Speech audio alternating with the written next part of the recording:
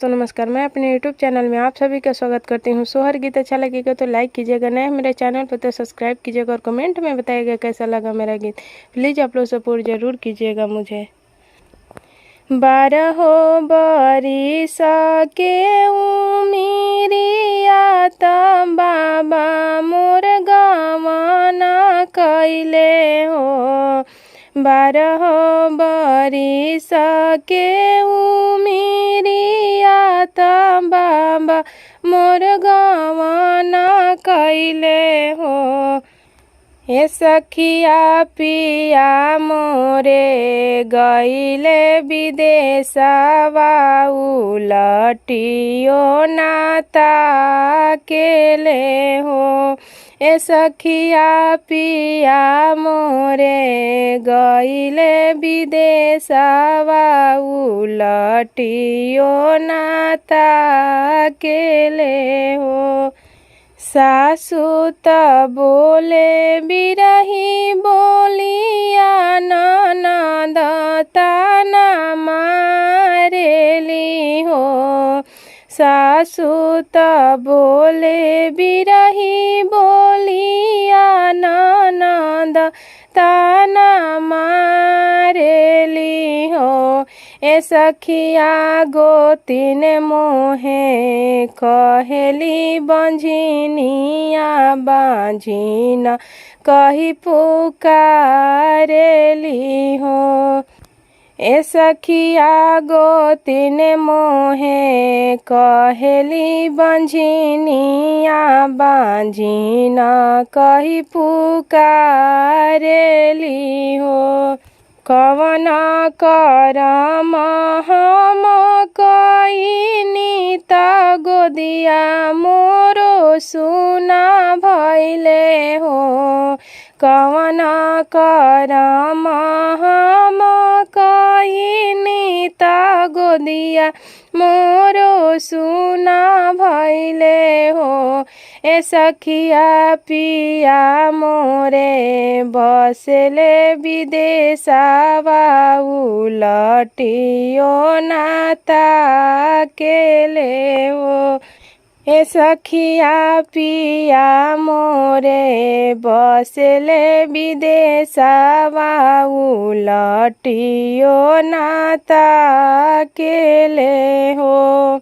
आमा के डलिया पर बैठी कोइलिया मधुर बोलिया बोले हो। आमा के डलिया पर बैठी कोइलिया मधुर बोलिया बोले हो। ए सखिया सासु ससुर गरियावले करम गति भोगेलु हो। ए सखिया सासु ससुर गरियावले करम गति भोगेलु हो। सासु से कईनी झगड़ावा ननद लाते मारेली हो। सासु से कईनी झगड़ावा ननद लाते मारेली हो। ए सखिया गोतिन से भैली अलगावा ललन कैसे पाइबी हो।